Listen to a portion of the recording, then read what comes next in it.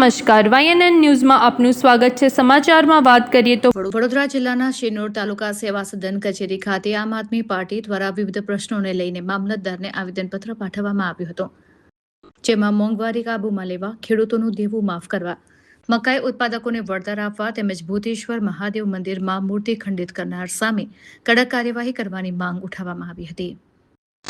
શિનોર તાલુકા સેવા સદન કચેરી ખાતે શિનોર તાલુકા આમ આદમી પાર્ટીના પ્રમુખ નીતિનભાઈ જોશીના અધ્યક્ષ સ્થાને વિવિધ પ્રશ્નોને લઈને મામલતદારને આવેદનપત્ર પાઠવવામાં આવ્યું હતું।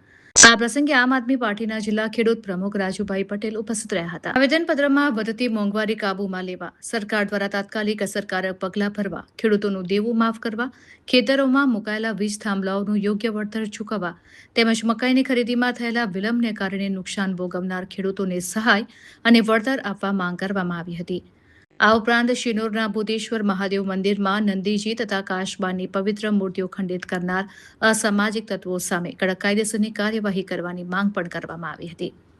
આ દરમિયાન કાર્યકરો દ્વારા જય જવાન, જય કિસાન, ભારત માતા કી જય અને વંદે માતરમના સૂત્રોચ્ચાર સાથે વિરોધ નોંધાવવામાં આવ્યો હતો। કુણાલ દરજી, શિનોર। ઘટાડવામાં આવે અને મકાઈની ખરીદી કરવાની વાત કરતા હતા 1 મે થી, તે મકાઈની ખરીદી પણ આજરોજ કરવામાં આવતી નથી અને એ માટે લગભગ શિનોર તાલુકામાં 2500 કરોડ રૂપિયાનું નુકસાન ખેડૂતોને છે।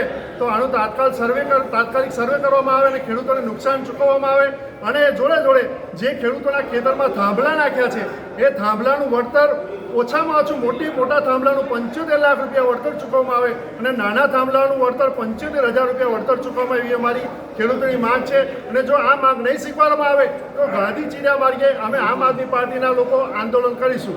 અસ્તુ, જય હિન્દ, જય Bharat. Subscribe now and press the bell icon.